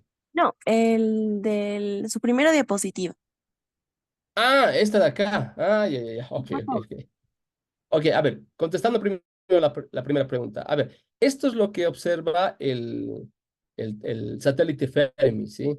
Fermi es un observatorio pequeño, digámoslo así, de rayos gamma, pero obviamente es un observatorio por las dimensiones que tiene de rayos gamma, pero de una escala de energías por debajo de los, incluso si no me equivoco, gigaelectronvoltios, ¿sí? Lo que observa, por ejemplo, observatorios puestos en la superficie de la Tierra, como es el caso de Alpaca, entre otros, pueden, porque estas se pueden extender, habíamos dicho, ¿no? Mientras más te extiendes en la Tierra, eres más susceptible a médicos mucho más energéticas, hablando de los rayos cósmicos primarios, y te hace susceptible a ver esta región, digamos, de mayor energía, aunque esta no es el espectro de los rayos gamma, ¿sí? Pero podemos abrirnos a un espectro de los rayos gamma mucho más energético y explorar justamente la naturaleza de los mismos. ¿Con qué objetivo? Con el objetivo de dar más detalle a esto que observa Fermi, ¿sí? En realidad, por ejemplo, se sabe de que el plano galáctico, ¿sí? Es un gran emisor de rayos gamma por lo que ocurre en la compleja interacción que represente justamente el plano galáctico, que se, digamos, puede haber puntualmente hablando de estos puntos que aquí se observan, pueden haber fuentes que sean asociadas decía hace un momento, remanentes de supernovas que se encuentran, o sabemos que se encuentran en la estructura de nuestra misma galaxia y que puedan ser los candidatos justamente a que puedan emitir esta radiación gamma. Pero ¿cómo es que pueden emitir esta radiación gamma? En realidad, si tú te estudias la compleja dinámica de estos remanentes de supernovas, resulta de que estos en realidad son el producto del decaimiento de otras partículas que rondan, digamos, la cercanía e interactúan con estas estructuras porque finalmente los rayos gamma no es que no es que puedan emitirse, a ver, tal vez para que se quede más claro, los rayos gamma pueden emitirse directamente de los núcleos excitados, ¿sí? Eso se sabe de la física nuclear, pero ya digamos atribuirlo a estructuras tan grandes como estos, estás hablando de núcleos excitados que son parte de la estructura del remanente supernova, no, en realidad habla de el origen de estos rayos gamma, se cree que se atribuye, porque es una cosa que se está estudiando, se atribuye al decaimiento de partículas que ocurren porque estas interactúan en las vecindades, digamos, de estas estructuras. ¿De qué partículas estamos hablando? Los rayos gamma surgen de, por ejemplo, la aniquilación entre un positrón o un electrón, por ejemplo. Puede hablarse de que ocurren este tipo de interacciones en las vecindades de estas estructuras, ¿sí? Entonces, eso es lo que justamente crea un mapa de la complejidad que hablaba en lo que ocurre puntualmente si uno mira en el espacio o en el cosmos, mejor dicho, o en el cielo nocturno si tú quieres, y se ven un montón de fuentes, ¿no? Y que si tú por ejemplo, sobrepones con un mapa en el espectro visible, digamos, podrías darte cuenta de que tal vez uno de estos puntos se atribuye a algo que está precisamente y bien estudiado en el cielo nocturno, que eso, digamos, no me acuerdo si aquí bien el espectro, el hemisferio sur es este lado, pero podríamos estar observando algo particularmente del hemisferio sur que solamente puede observarse en el hemisferio sur. Pero sí, lo que sí me acuerdo es de que desde el hemisferio sur, por ejemplo, se puede ver bastante bien el centro galáctico, ¿sí? A diferencia de lo que puedes ver desde el hemisferio norte. Entonces, justamente uno de los propósitos que tiene Alpaca en revelar más información desde el hemisferio sur y extender estos mapas que hoy en día se tienen gracias a los satélites, pero a un mapa de mucha más energía, yendo a rangos de los teraelectronvoltios, se espera llegar a energías incluso de los centenares de teraelectronvoltios, hablando de rayos gamma, es un mapa que no lo conocemos del hemisferio sur, ¿sí? Entonces, en ese sentido va, no sé si te ha servido mi explicación.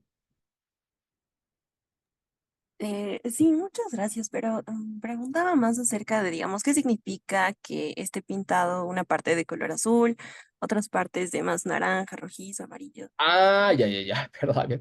Ok, Bueno, muchas gracias. la escala de colores hace referencia a la emisión únicamente de los rayos gamma. Entonces, donde ves más azul yendo a negro, es una emisión atribuible a otro tipo de radiación, sí que no es rayos gamma.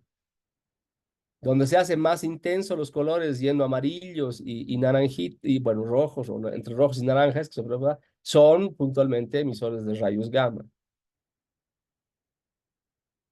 Ya, ahora yendo a tu segunda pregunta, a lo que haces tu referencia es a la dispersión. O sea, a ver, las partículas cargadas cuando interactúan con la estructura de la materia, imagínate, estamos hablando de escalas muy pequeñas, ¿no? O sea, tú puedes interactuar con las moléculas, tú puedes interactuar con los átomos que forman las moléculas, y si tienes la suficiente energía, tú puedes interactuar incluso con el núcleo del átomo, de lo que esté formando el medio que esté atravesando tu partícula, ¿sí? Entonces, cuando esta partícula cargada llega a tener tanta energía que llega a las vecindades del núcleo, interactúa con el campo de Coulomb del núcleo. ¿Qué es lo que ocurre como resultado de interactuar con el campo de Coulomb del núcleo? Tú tienes una reacción de repulsión, ¿sí? Natural, que es la que experimentalmente observa por primera vez Rutherford, ¿no? En el famoso experimento de dispersión de Rutherford, y justamente como respuesta tú tienes una desviación de la trayectoria de la partícula cargada. En el experimento de Rutherford, una partícula alfa, ¿sí? Entonces, como tú tienes una desviación Macroscópicamente hablando, ya trayéndolo el fenómeno a escalas más grandes, incluso es apreciable, ¿sí? Porque son desviaciones grandes las que ocurren. Entonces si tú puedes en tu arreglo experimental poner varios detectores que, por ejemplo, rodeen tu experimento donde tienes a las partículas cargadas interactuando con un objetivo, digamos una lámina muy delgada en el experimento de Rutherford de oro, literalmente tú puedes medir ángulos de dispersión, ¿no? O de desviación de la trayectoria inicial, porque tú sabes de dónde estás disparando tus partículas alfas, tú tienes la fuente, y obviamente si no ocurriese nada en la trayectoria de las partículas alfa, entonces del otro lado medirías específicamente ningún cambio en su trayectoria. Así es como apuntar un láser de un lado y del otro lado lo tienes al láser visto, ¿no? Pero ¿qué es lo que pasa? Que cuando tú interceptas, digamos, al láser, bueno, ahora no estamos hablando de un haz, si estamos hablando de un haz de partículas, bueno, tú vas a tener una dispersión de las partículas. Bueno, literalmente, si tú también haces un experimento con un láser, sí, también tienes una dispersión, pero bueno, es otro fenómeno, ¿sí? Bien, espero haber aclarado tu duda. Bueno, muchas gracias, doctor.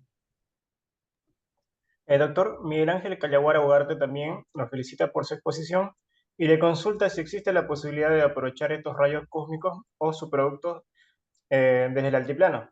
¿En qué industrias o áreas se aplicarían los rayos cósmicos y sus derivados? Uy, estamos hablando de una área muy amplia, gracias por la curiosidad. En realidad, a ver, por ejemplo, si uno se centra únicamente en los muones habíamos dicho que son partículas altamente penetrantes, ¿no ve? Los muones, dentro de la familia de las partículas que hoy en día conocemos, son leptones, corresponden a una segunda generación de los leptones, se denomina así por la masa que tienen. Son partículas inestables y son los primos más cercanos de los electrones. Imaginémoslo como los electrones, pero con más masas, ¿sí? También son partículas cargadas, entonces tienes una versión del muón y del antimuón también, ¿no? Así como la que se observa en el electrón y el positrón. Pero el muón particularmente interactúa con la materia de diferente manera a lo que hace, por ejemplo, un muón o un positrón. ¿De qué manera? Ellos pueden, con una energía suficiente, literalmente incluso llegar a interactuar con el núcleo a través de un proceso que se denomina una interacción fotonuclear, ¿sí? Y literalmente de la interacción pueden producir incluso un par positrón y electrón. Entonces es una escala muy grande de energía en la cual ocurre una interacción con el muón y el núcleo y ocurren este tipo de reacciones que no se miran, digamos, en otras partículas, ¿no? No son familiares en otras partículas. Entonces, al ser una radiación altamente penetrante y también puedes medir la desviación de los mismos, lo que se ha llegado a construir son una suerte de tomógrafos muónicos, se los denomina así. Es más o menos una tecnología que también se ha aplicado en otro tipo de radiación, por ejemplo, para la radiación gamma o para la radiación en forma de electrones, quiero decir, donde uno mide la dispersión de los mismos, pero al tener una alta penetrabilidad en la materia, los muones, tú puedes literalmente llegar a inferir en la densidad de lo que esté atravesando el medio estos muones, ¿sí? Llegando a tratar de mapear, si vale el término, la densidad compleja que podría ser una composición, ¿no? Imaginemos, digamos, corteza terrestre y llegues a inferir justamente del paso de los muones qué exactamente contiene la corteza terrestre, porque estos van a ir eventualmente desviándose a medida que vayan acercándose al núcleo, ¿no? Y lo van a hacer con mayor precisión a lo que hace, por ejemplo, las partículas alfa que pueden ser detenidas incluso con una hoja de papel. ¿Por qué? Porque estos tienen mucha energía, ¿sí? Y tienen masa. Y su masa no es comparable con una partícula alfa, pero es una masa grande, hablando de una partícula, ¿sí? Estamos hablando de 106 megaelectronvoltios, en realidad es 200 veces aproximadamente más masivo que el electrón. Tratan de llevar una escala a ustedes de lo que quieran y comparar eso. Es decir, como ustedes comparan, digamos, la masa de un coche y ¿qué sería 200 veces más masivo que un coche? No sé, un tren o un avión. Es así. Son en las escalas que se juegan en la naturaleza, estas pequeñas, eh, denominando las partículas, ocurren cosas interesantes que modifican la estructura de los mismos al momento de poder interactuar con la misma estructura de la materia y les dan estas como que propiedades, si ustedes quieren, ¿no? Entonces, estos muones, te sugiero de que googlees, lo vas a encontrar de seguro si quieres.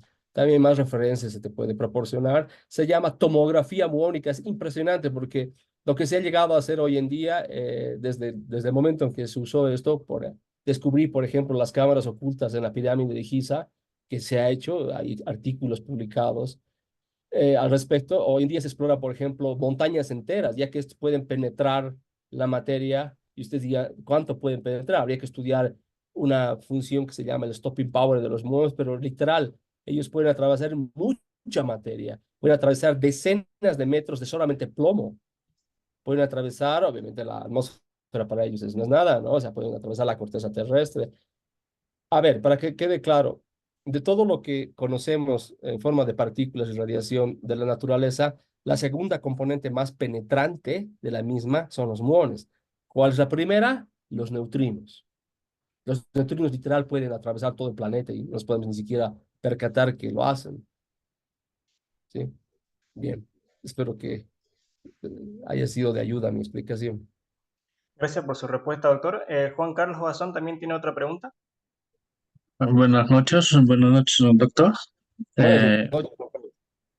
Mi pregunta es, digamos, dado que estas partículas de altas energías son extremadamente penetrantes y tienen un cierto tipo de radiación, tanto gamma, esto, ¿qué repercusión tiene, digamos, al tener contacto con el cuerpo humano y con digamos, con la parte eléctrica? ¿Es diferente, digamos, lo que sucede en el suelo y en el espacio?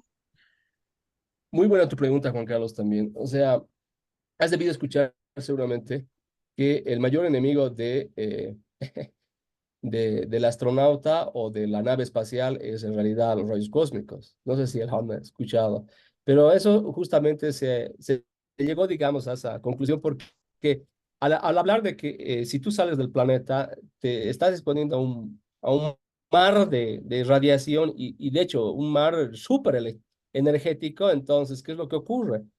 ¿Qué te puedes encontrar? No sé, con un protón de, a ver, digamos, puedes encontrarte con un protón de 10 a la 17 electronvoltios, o sea, es una energía gigantesca para atribuirla a una sola partícula, ¿no?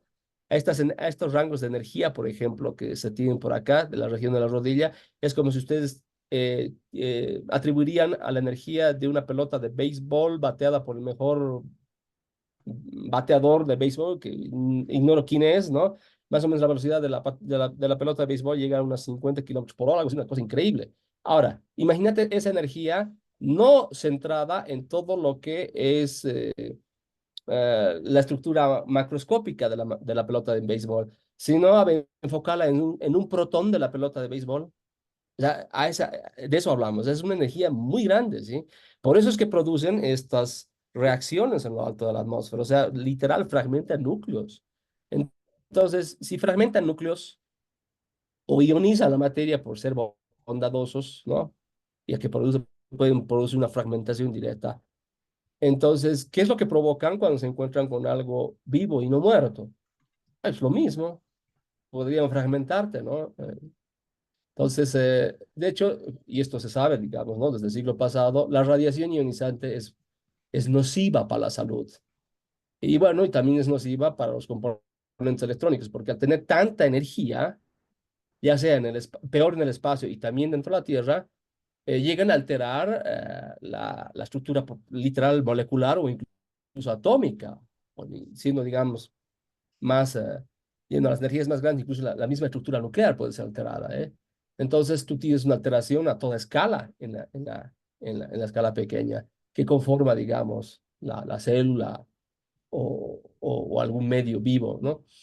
Y lo que tiene esto se ha estudiado mucho ya desde el pasado ciclo, y esto tiene consecuencias, por ejemplo, a largo y a corto plazo. Cuando tú te exhibes a mucha radiación y hay efectos incluso en unas pocas horas, digamos, efectos de la contaminación radiactiva que has tenido. Esto ha ocurrido y se ha estudiado en los accidentes, por ejemplo, de los reactores Ya, nucleares, ¿no? Por ejemplo, tenemos Chernobyl. Eh, y en el caso de los componentes electrónicos, todo el tiempo ocurre, o sea, tendrían que ver los reportes de la NASA o que han enviado incluso los cohetes hasta la Luna y a ver qué problemas se han encontrado. Es una serie de reportes gigantescos que tienen de problemas porque la radiación es muy grande. Entonces, ¿cómo evitas esa radiación? Es un problema que no está resuelto. Es lo que justamente nos evita ir al espacio prolongadamente y preferimos mandar máquinas, ¿no?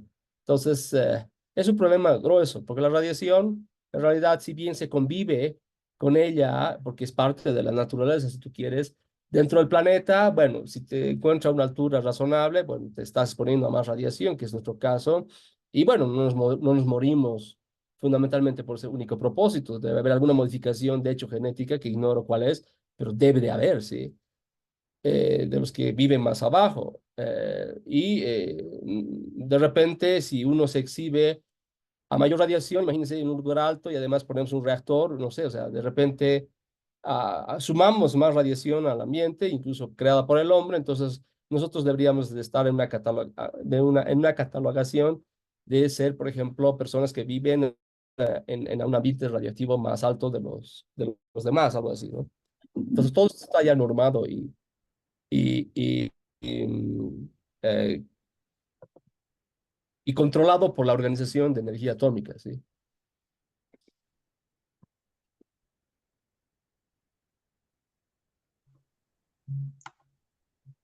Muchas gracias por su respuesta, doctor. Yo también tendría una pequeña duda. ¿Será que nos podría explicar un poco acerca del convenio que usted está impulsando con nuestro estado y el CERN y la Universidad La UNSA? Sí, con todo gusto. Mira, resulta que desde el 2007 tenemos un convenio con el CERN, actualmente está vigente, y el propósito del convenio es impulsar naturalmente la formación de físicos e ingenieros, también se extiende a los ingenieros, o ramas afines también, pues, y químicos, he visto químicos también trabajando en este sector, bueno, fundamentalmente son físicos.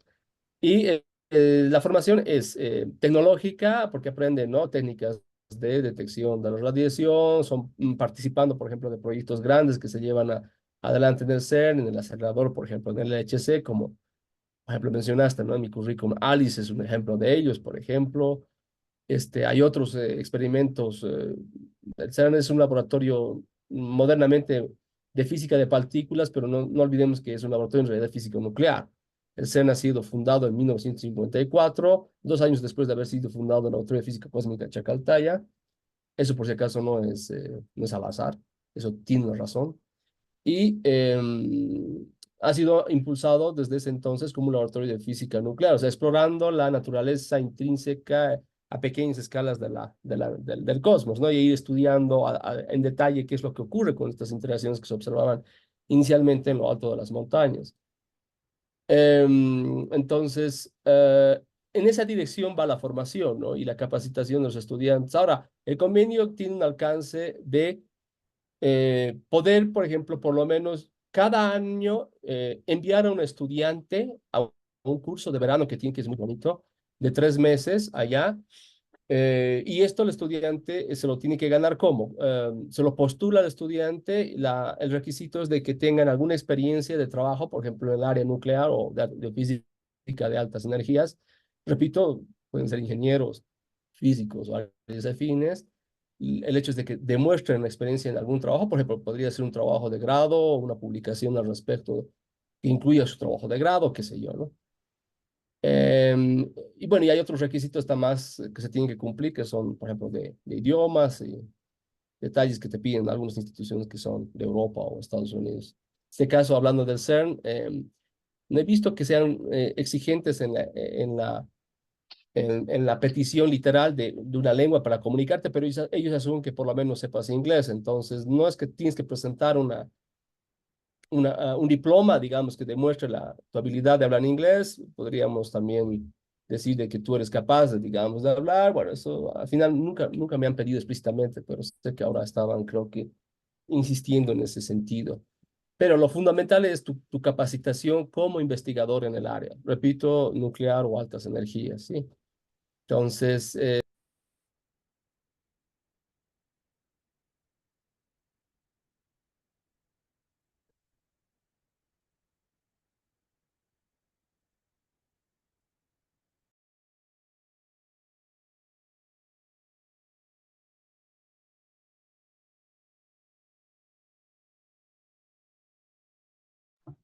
Muchas gracias, doctor, por responder a las preguntas y agradecerle a todos los participantes por la asistencia a la jornada del día de hoy.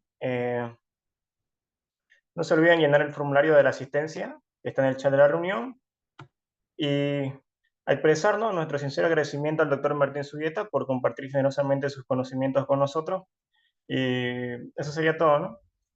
Muchas gracias a todos por su participación. Hasta luego. Muchas gracias. Hasta luego.